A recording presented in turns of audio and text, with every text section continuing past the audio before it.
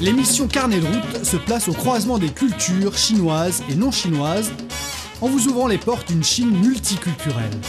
Rubrique tourisme et culture décrypte pour vous les traditions ancestrales et les tendances plus actuelles.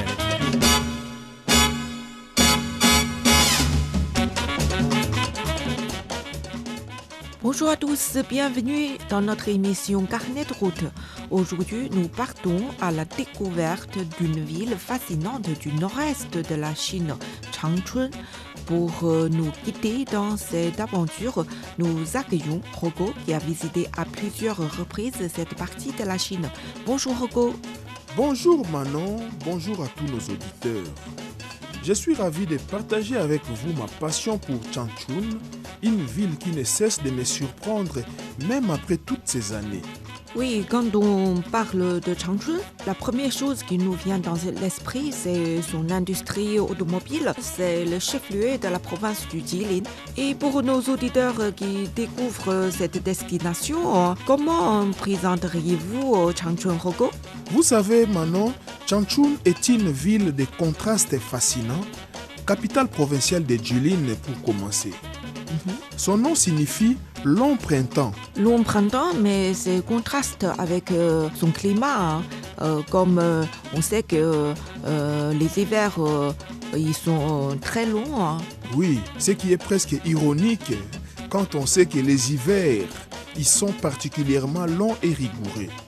Avec ses 7,5 millions d'habitants, on l'appelle à la fois le détroit de l'Orient pour son industrie automobile, les Hollywood chinois pour ses studios de cinéma historique. Là aussi, on peut trouver la résidence du dernier empereur de la dynastie des Qing, Wu Yi. Oui. Et je voudrais savoir, Rogo, ce qui rend Changchun si particulière. C'est ce qui rend Changchun si particulière. Imaginez une journée type. Vous commencez par visiter le palais des Puyi, un complexe architectural fascinant.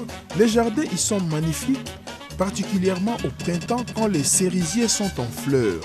Oui, c'est un lieu très important pour connaître l'histoire contemporaine de Changchun. Ensuite, vous pouvez vous rendre au studio de cinéma de Changchun, véritable témoin de l'âge d'or du cinéma chinois. C'est un endroit magique où l'histoire du cinéma prend vie. On peut encore y voir des tournages en cours et les spectacles quotidiens qui reconstituent des scènes de films célèbres sont vraiment divertissants. Et pour terminer la journée Manon, pourquoi ne pas visiter les musées Fao qui racontent l'histoire passionnante de la première voiture chinoise? Même si vous n'êtes pas passionné d'automobile, c'est fascinant de voir comment cette industrie a transformé une ville comme Changchun. Et ces différentes influences se ressentent-elles dans la vie quotidienne des habitants? Bien entendu. C'est particulièrement visible dans l'architecture de la ville. Mais c'est peut-être dans la gastronomie que ce mélange est le plus savoureux. La cuisine du nord-est qu'on appelle Dongbei Chai est réputée pour ses saveurs généreuses. Je pense notamment au restaurant Lao Chang, une institution centenaire célèbre pour ses raviolis. La recette est la même depuis 3 générations. Et puis, il y a ces restaurants qui servent la cuisine royale mandchoue, où les serveurs en costume d'époque vous font revivre l'ambiance de la cour impériale.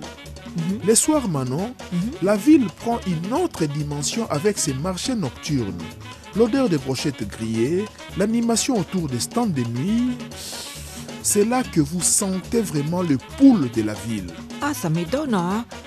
Comme on sait qu'il fait très très froid dans cette ville et le soir, la vie nocturne est si animée. Mais Rogo, j'ai encore une question. Est-ce que tout au long de l'année, il fait si froid comme ça ou bien la ville change-t-elle beaucoup selon les saisons? Oh oui, c'est l'une des choses qui rend Changchun si spécial.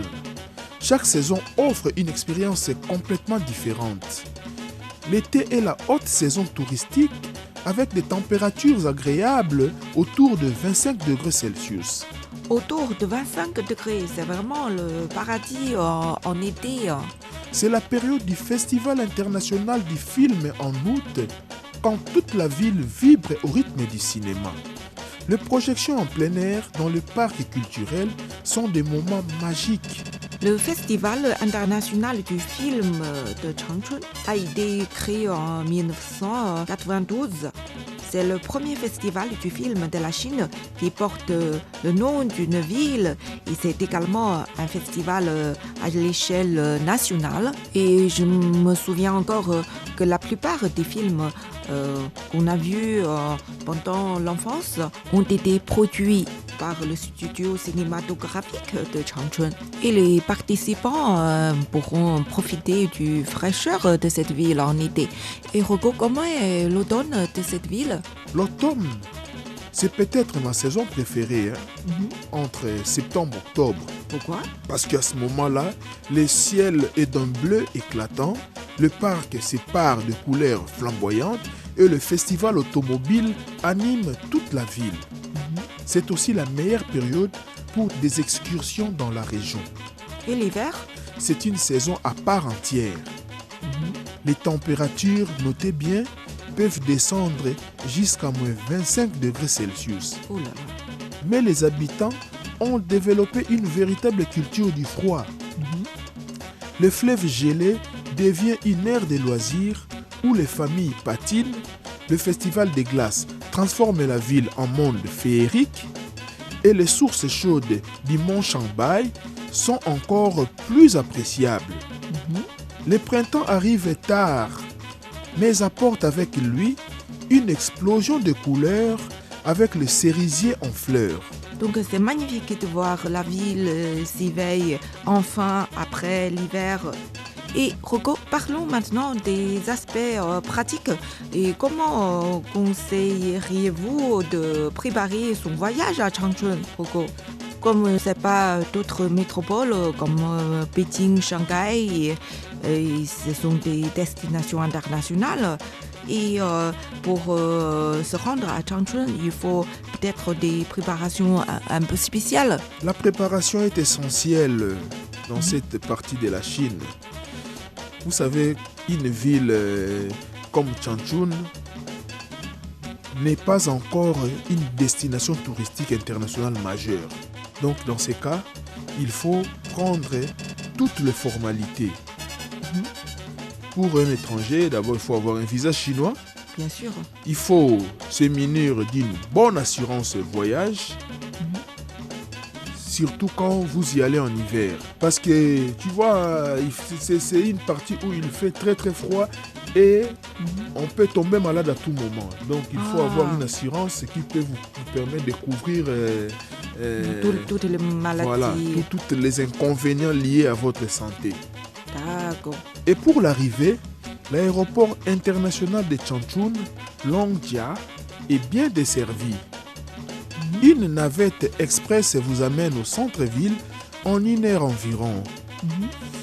Et comme conseil, Manon, ayez toujours l'adresse de votre hôtel écrite en chinois. Oui, c'est vrai, même si vous parlez le chinois, le dialecte local, c'est pas évident pour comprendre.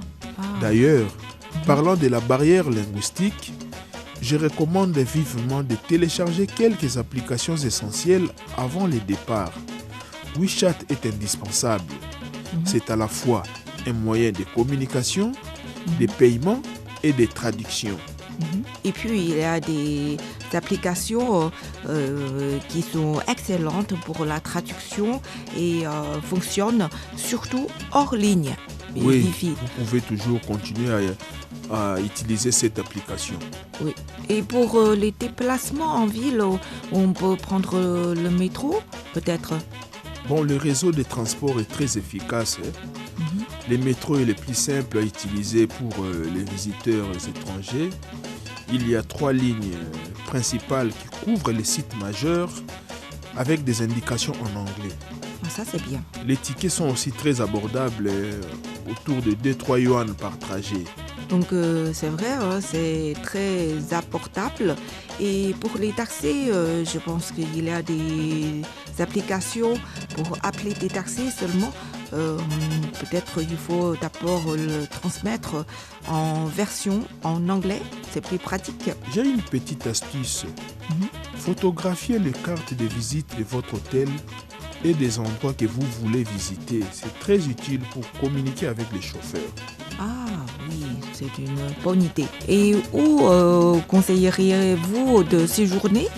Pour le séjour, cela dépend de ce qu'on recherche. Dans le centre près du palais de Puyi et du parc culturel, vous avez d'excellents hôtels internationaux. Ils sont parfaits pour une première visite car ils sont bien situés et les personnels parlent anglais. Le quartier universitaire offre aussi de bonnes options plus abordables avec une ambiance jeune et dynamique. Mais pour les gens comme moi qui aiment le ski, on peut trouver des hôtels près de Mont Changbai. Et si vous venez pour le ski, les Changbaishan offrent aussi de bonnes options plus abordables près du Mont Changbai est exceptionnel. Rien de tel que de se réveiller avec une vue sur les montagnes enneigées. Génial. Quelles expériences gastronomiques recommanderiez-vous, Rocco? Oui, la cuisine du Nord-Est est une véritable aventure culinaire, Manon.